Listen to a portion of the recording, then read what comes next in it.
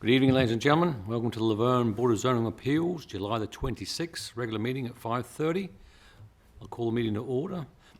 We do have a quorum. If you could review the minutes from May 31st, regular meeting, and make any changes as required, and with that, I'll accept a motion. Motion to approve the minutes? A motion to approve the minutes. Do I have a second? Second. We have a second and a third. We'll take them both. Thank you very much. The minutes are approved. New business, a request for a variance to locate an accessory structure at the side yard property located at 693 Forest Ridge Drive, tax map 6J, Group B, Parcel 6, RS, medium density residential grandfathered, zoning district, parcel owned by Janet H. Kristen. Mr. Logan, can I have a report, please? This is a request for a variance to locate an accessory structure in a side yard. In this case, the accessory structure is a pool. And you can see on the screen, this is at 693 Forest Ridge Drive. It's a corner lot. And see the house there, zooming in, you can see this home has been pushed to the right in the photo, which would be east. And when the home was built, it was pushed over there right up next to the property line. So the resulting lot had issues from the start, and present day there's not enough room for the homeowner to build a swimming pool. You can see on the zoning map there in the center of the screen, it's outlined in blue, so that's the R2S zoning district. All of this purple area is R2S, so it's the lot that's outlined in blue. And this was submitted by the applicant, so they basically submitted a plot plan, which is shown here at the top. And it's corner lot, as I said, but the other street is Rocky Ridge Circle. And then below is a map submitted by the applicant as well. Ortho map, probably from Google, it looks like. And then, of course, these are in your packet as well, but this on the screen is the specific plan for the pool. And this shows the yard and the proposed pool, as well as existing decking.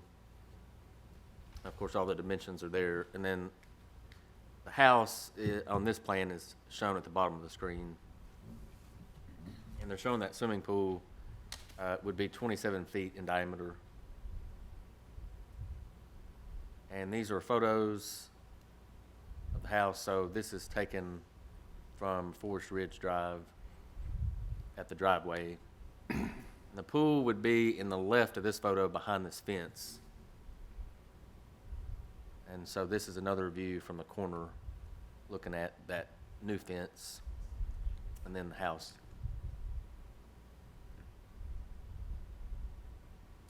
So getting into the report a little further, in the zoning ordinance, all accessory structures such as detached garages, sheds, or carports have to be located in the rear yard and be at least 10 feet from all property lines. In this case, the applicant, because of the irregular shape of the lot, does not have a rear yard to use.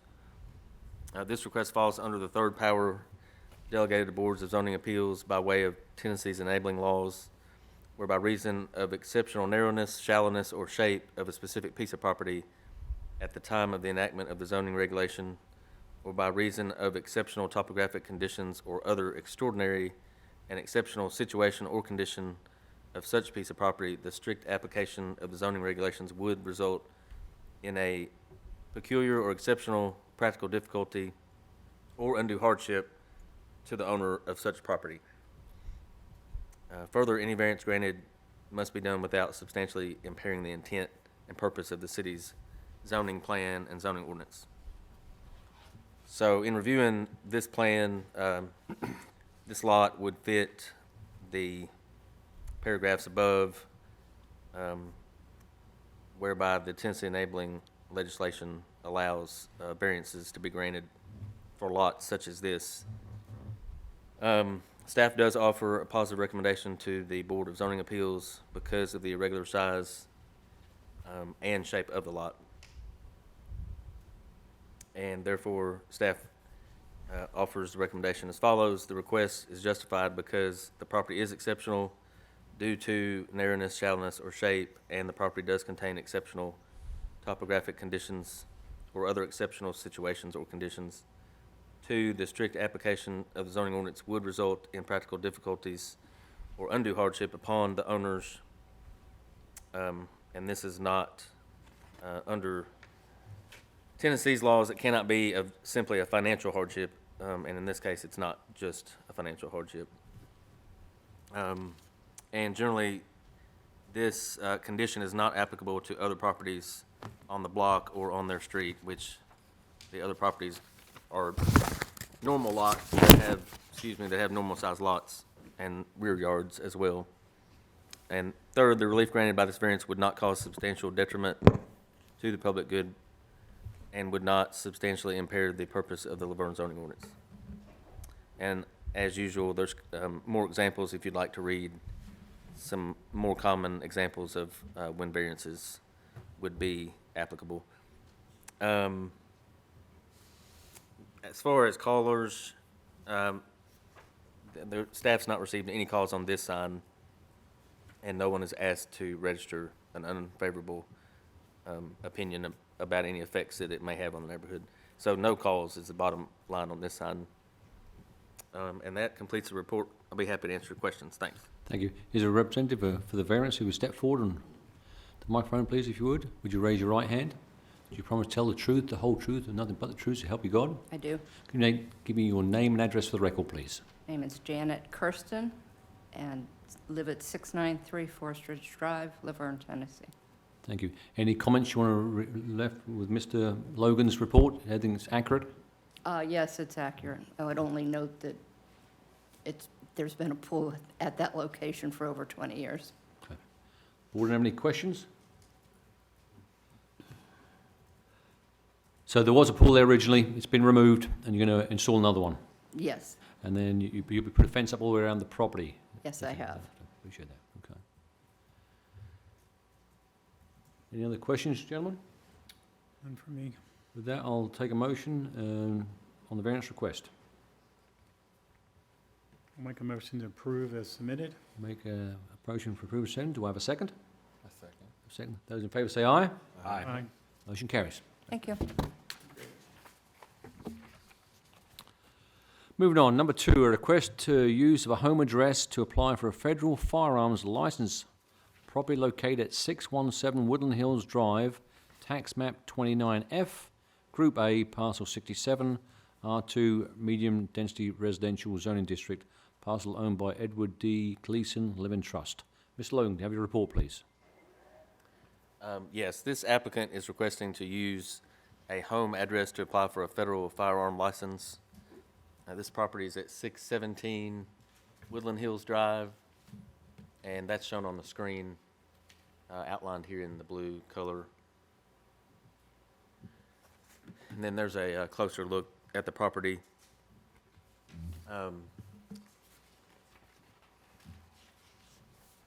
This property on the zoning map, it is zoned R2, which is medium density residential. So the minimum lot size for this street is 10,000 square foot for every lot. And here's a photo of the home at 617 Woodland Hills.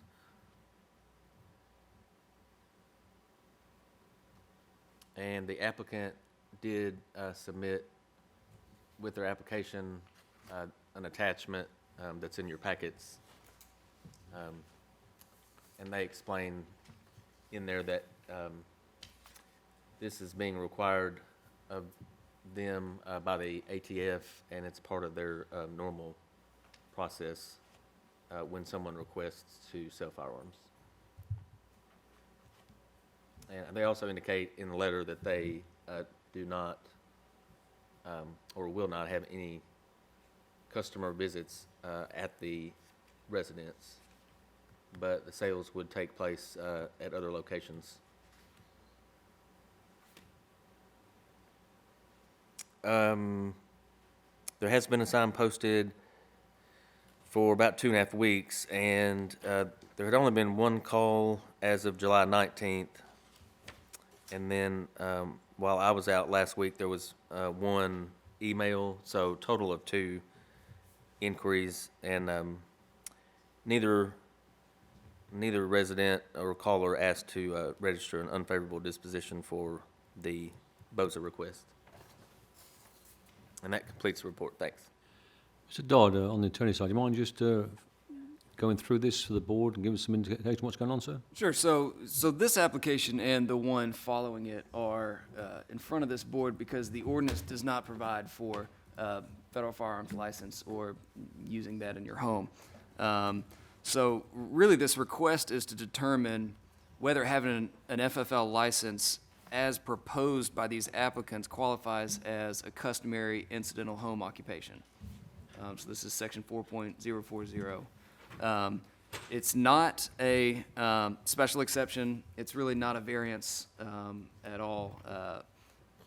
This board has the discretion to determine if something is not provided for in the ordinance, whether or not it is a customary incidental home occupation.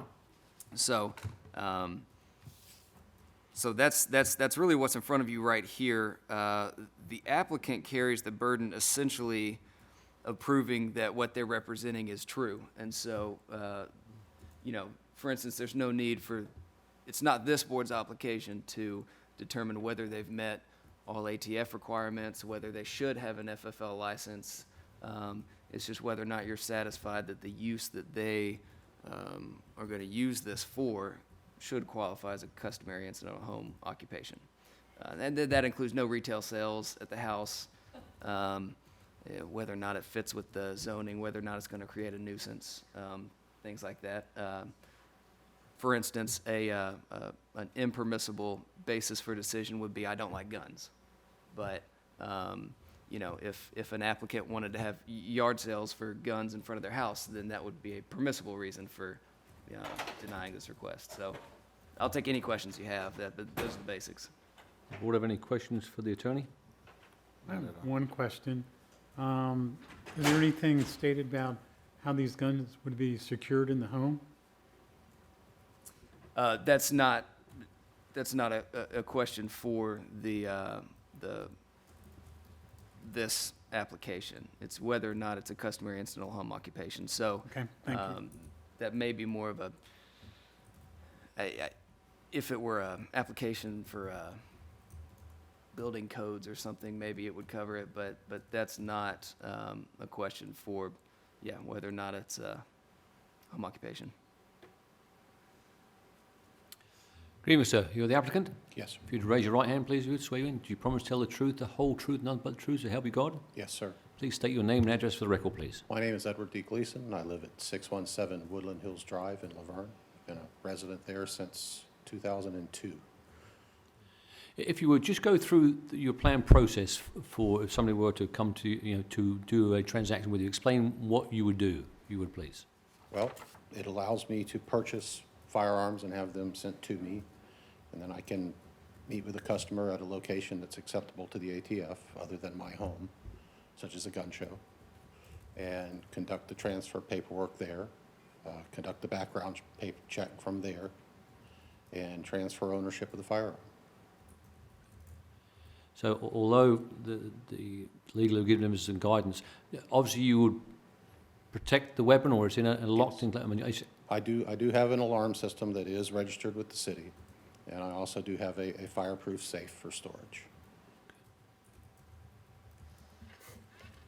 Any questions, gentlemen? I mean, we may see more of this, so I'd like to get consistency with what we're going to do, so we have the same questions and answers for the applicant. So if any more questions, please, let's ask the applicant, see what he has to say.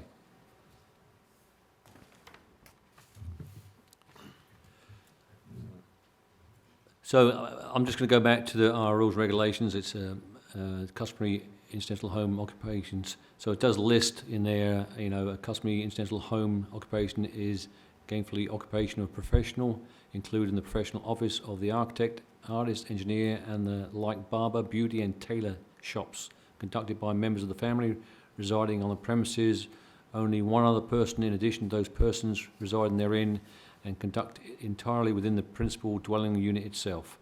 In connection with the home occupancy, no stock in trade shall be displayed outside the dwelling, and no alteration to that building shall include the exterior of that building to be utilised in whole or in part for the purpose other than residential unit, including permitted accessory buildings. An announcement sign, if not more than 4 square feet, is permitted. So I'm just reading out the book, so this is what the applicant would have to run under. So, any other questions? I have none. So with that, I'll take a motion, one way or the other, to accept the application as submitted. Make a motion to approve the application as submitted. So you have a motion to accept. Do you have a second? A second. Second. Those in favour say aye. Aye. Motion carries. Thanks, sir. Thank you, gentlemen. Moving on, number 3, a request for use of a home address to apply for a federal firearms license, property located at 100 Merritt Drive, tax map 18I, Group A, parcel 14, R2 medium density zoning district, parcel owned by Brian Grazer. Mr. Logan. Thank you. This applicant has the same request, which is to use a home address to apply for a federal firearm license. And this property is located at 100 Merritt Drive. As you can see on the screen, it's in the middle here of the image and outlined in blue. And this driveway, if you're heading towards Smyrna on Old Nashville Highway and take a right on Merritt, it's, I believe, the second. There's a horseshoe driveway, and then this driveway leads back to 100 Merritt, which is the address of this home in the middle of the screen. And same as the last item, this applicant is requesting to use their home address to apply for the federal firearms license, and the ATF has this as part of their normal requirements. You can see there, the zoning map, this is R2. This is also medium density zoning, single family, which is there in that darker reddish brown color. Here's some photos of the driveway that leads to 100 Merritt Drive, and you see the long driveway there. This home on the left is not part of 100 Merritt Drive. And then this is the driveway where it meets the street, and the BOSA sign that was posted. And then here on the right is another property. So the home sits far off the road.